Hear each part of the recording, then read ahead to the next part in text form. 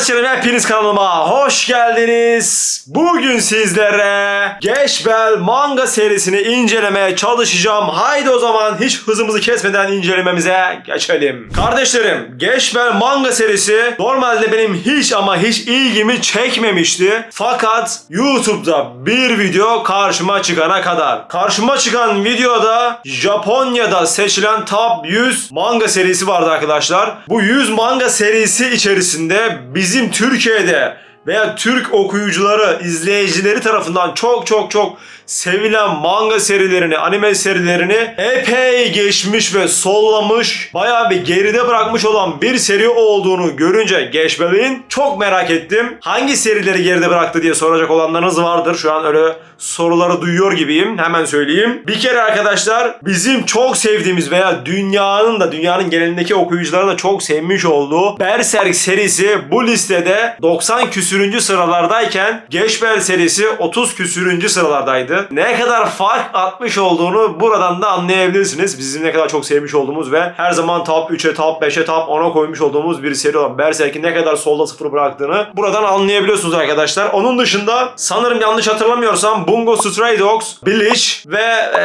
aklıma başka Suikast sınıfı da vardı herhalde. Yani bunun gibi daha bir sürü aklıma gelmeyen seriyi geride bırakmış olan bir seri kendisi arkadaşlar. Ben de o listeden sonra çok merak ettim ve alıp okudum. Beğendim mi diye soracak olursanız, bunu teknik bilgilerinden bahsettikten, konusunu da anlattıktan sonra sizlere bahsedeceğim. Haydi o zaman şimdi teknik bilgilerden başlıyoruz. Arkadaşlar, mangamızın etiket fiyatı 220 TL. Oha lan, nasıl olur lan diyeceksiniz. Demeyin. Hayır demeyin. Arkadaşlar, mangamızın boyutu epeyce büyük. Birazdan boyut kısmında karşılaştırma yaptığım zaman zaten bunu göreceksiniz. Aynı zamanda da çokça kalın diyebilirim. Sanırım 2 cilt bir arada basıyor bunu yayın evimiz. Öyle anladım ben, çünkü bir cilt için epeyce kalın ve içerisinde 20 chapter kadar olması gerek diye biliyorum. Hemen tekrardan bir kontrol etmek amaçlı bakacağım. Aynen öyle arkadaşlar. 19 chapter var, hatta bir de özel bölüm var. Yani toplam 20 chapter diyebiliriz. O yüzden burada 2 cilt bir arada şeklinde düşünebiliriz arkadaşlar. Siz bunu tabii ki de etiket fiyatından almayacaksınız. Gideceksiniz Amazon'dan 158 TL gibi bir fiyattan alacaksınız. Ben en azından o şekilde yaptım.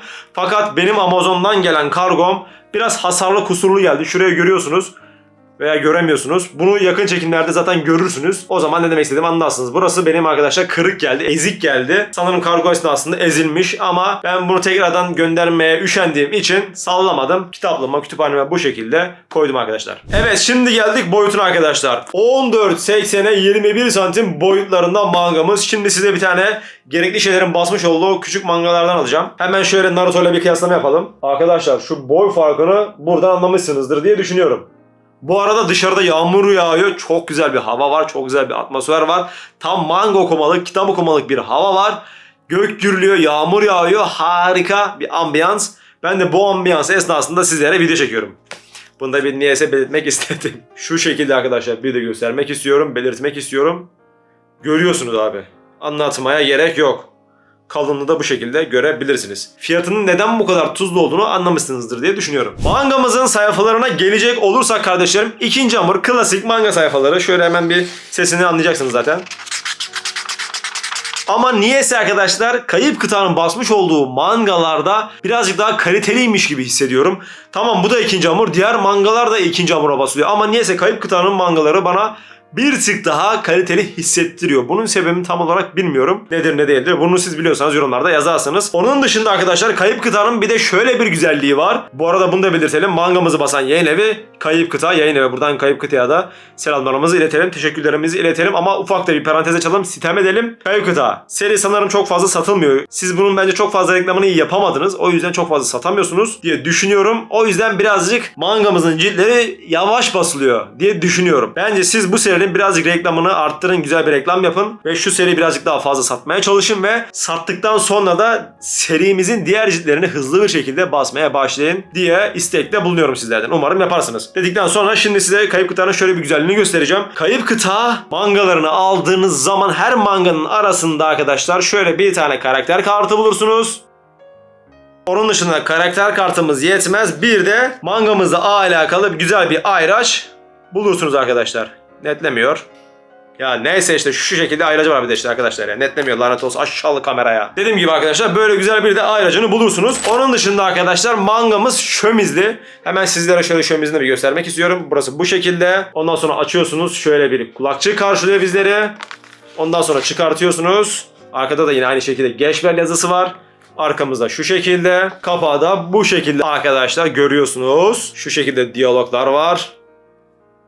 Ve yandan da bu şekilde duruyor. Onun dışında bir de mangamızın ilk sayfaları renkli arkadaşlar. Şöyle göstereyim ama renkleri birazcık böyle kalitesizmiş gibi hissettirdi bende. Veya eski bir seri olduğu için midir olsa gerek. Çizimlerin renkleri birazcık böyle eskimsi gibime geldi. Arkadaşlar mangamızın cilt sayısından gelecek olursak Geçbel mangamız 33 ciltte bitmiş, tamamlanmış bir seri. İşte burada Kayıp Kıta'ya o yüzden birazcık sistemde bulundum. Daha çok fazla basılacak cildimiz var. Siz bunu şu an büyük ihtimalle ikisi bir arada basıyorsunuz. Yani önümüzde daha epeyce 15-16 cilt kadar basılması gereken cilt var. Birazcık hızlanırsanız çok güzel olur ya. Birazcık hızlanırsanız çok güzel olur Kayıp Kıta. Mangamız kaç yaş ve üzerine hitap ediyor diye soracaklarınız vardır. Arkadaşlar mangamızın sağına, soluna, arkasına, önüne baktım. Herhangi bir yerinde artı 13, artı 16, artı 18 ibaresi göremedim. O yüzden her yaşa uygunmuş, hitap ediyormuş gibime geldi. Ama ben yine de işimi garantiye sağlama almak için ne yapıyorum?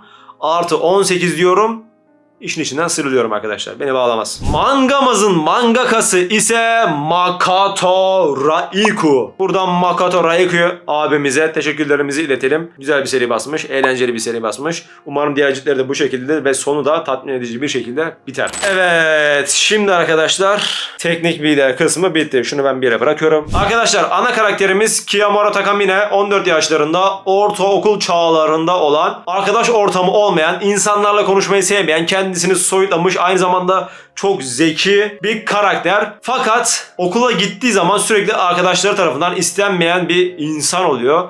Bunun sebebi de çok zeki olduğu için, derslerinde çok başarılı olduğu için dersleri girdiği esnalarda genelde o sınıfın ortalamasını yükseltiyor ve geri planda kalan arkadaşlar, öğrenciler de Takamine'yi fazla sevmiyorlar, ona uyuz oluyorlar. Bu da Takamine'yi birazcık diğer insanlardan soyutluyor. Kendisi yalnızlığı istiyor, yalnızlığı seviyor. İnsanları çok fazla sevmiyor. Böyle bir dönemdeyken, evinde otururken, odasında otururken birden babasından bir hediye alıyor arkadaşlar. Ve bu hediye bir canlı mı diyeyim, ne diyeyim ben size arkadaşlar. Çok değişik, çocuğumsu ama çok farklı ilginç yetenekleri olan Geçbel adında bir karakter, çok tatlı bir karakter. Kendisi birden Takamine karakterimizin odasına lap diye giriyor. Basıyor orayı. Ben de işte şöyleyim böyleyim diyor. Kendisi hakkında birazcık bilgiler veriyor. Yanında da bir tane defter getiriyor. Kitap getiriyor. Bu kitabın içerisinde kapağında anlamsız şekiller, yazılar var. Takamine bunları ilk başlarda anlayamıyor. İlerleyen zamanlarda da anlayamıyor ama bazı sayfalar zamanla anlamlı olmaya başlıyor. Bazı sayfalardaki kelimeleri zamanla anlamaya başlıyor. Bu kelimeleri sarf ettiği zaman da bizim kitapla beraber yanına gelen Geçbel çocuğunun özel yetenekler olduğunu keşfediyor. Yani Takamine kitaptan bir kelime söylediği zaman Geçbel birden yıldırım çakıyor, şimşekler çakıyor. Ortalığı kasıp kavuruyor arkadaşlar. Burada baktığınız zaman kitapla beraber Takamine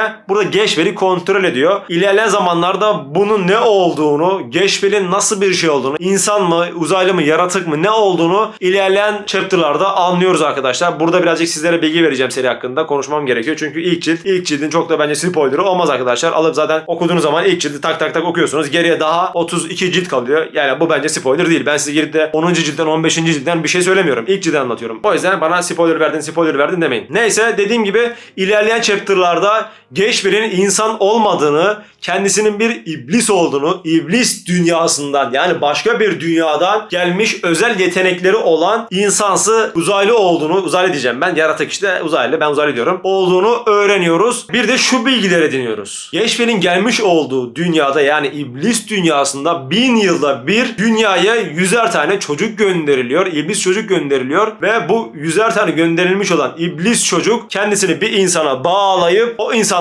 beraber diğer geriye kalan 99 tane çocuğu öldürmeye çalışıyor ve kendisi tek başına orada hayatta kalmaya çalışıyor ve dünyaya gelen, atılan bu 100 iblis çocuktan hayatta kalan tek iblis çocuk iblis dünyasının kralı olmuş oluyor arkadaşlar. Biz de burada büyük ihtimal şu savaşı izleyeceğiz. Dünyaya atılmış olan 100 iblis çocuğun savaşını izleyeceğiz. Tabi biz burada Geçbel'in gözünden, Takamine'nin gözünden okuyacağız ve savaşları o şekilde tanık olacağız ve büyük ihtimalle bence zaten Geçbel iblis dünyasının kralı olacak. O sağa kalacak bilmem ne carcut, büyük ihtimal o şekilde olacak. O şekilde sonlanacak diye düşünüyorum. Bakalım nasıl olacak? Konusu benim çok ilgimi çekti. Çok güzel, çok farklı bir konusu var. Bayağı bir beğendim. Yani bir defter var arkadaşlar. Defter açıyorsunuz. Oradan bir kelime söylüyorsunuz ve yanınızdaki çocuk birden özel yetenekler kullanmaya başlıyor. Karşısındaki kişiyi alt etmeye çalışıyor. Yani böyle çok farklı, çok değişik yetenek silsilesi olan, çok ilginç konulara değinen değişik bir manga serisi olmuş diyebilirim arkadaşlar. Birazcık bu seri The 100 serisini hatırlattı. The 100 dizisini izleyenler biliyordur. Çok ayrıntısına girmeyeceğim. Orada da 100 tane çocuk dünyaya gönderiliyor falan filan. Ama tabii konusu bambaşka. Sadece burada da 100 tane bir çocuk gönderildiği için birazcık oraya anımsattı diyebilirim.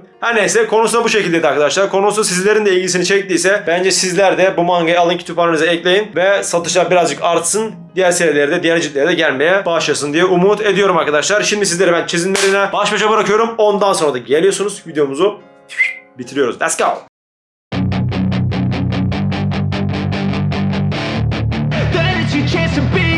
Hey kid, don't ever let them get inside your head. They'll tell you what to do in life instead of everything you know that you could get. Don't let them guide your life towards regret. I'll fight for what I love with every breath. My past is filled with things I won't forget. I use them all to push me to my best. So treat the worst of times just like a test. If only I could go back in time, I'd tell myself that everything will end up alright. Just push yourself, test yourself, figure out what you like, and find your limits, don't be rigid, always work towards a prime. Surround yourself with open minds, people can change your life. A few friends with intent can help you feel alive. Find a passion, take some action, and with a little time. Evet arkadaşlarım, bir videomuzun daha sonuna gelmiş bulunmaktayız. Umarım bu video sizlerin hoşuna gitmiştir. Eğer gittiyse hemen aşağıdan bir yerden abone olmayı, aynı zamanda da videoyu beğenmeyi, aynı zamanda da kanala yorum yapmayı unutmuyorsunuz. Sizleri çok seviyorum kardeşlerim. Bir de isterseniz katıl üyeliğinden de abone olabilirsiniz. 2 lira 2,5 liraya da bir katıl üyeliği aboneliğimiz var. Oradan da bana destek olabilirsiniz diyorum kardeşlerim. Ben kaçıyorum. Adios amigos. Then it's your chance to be ruthless.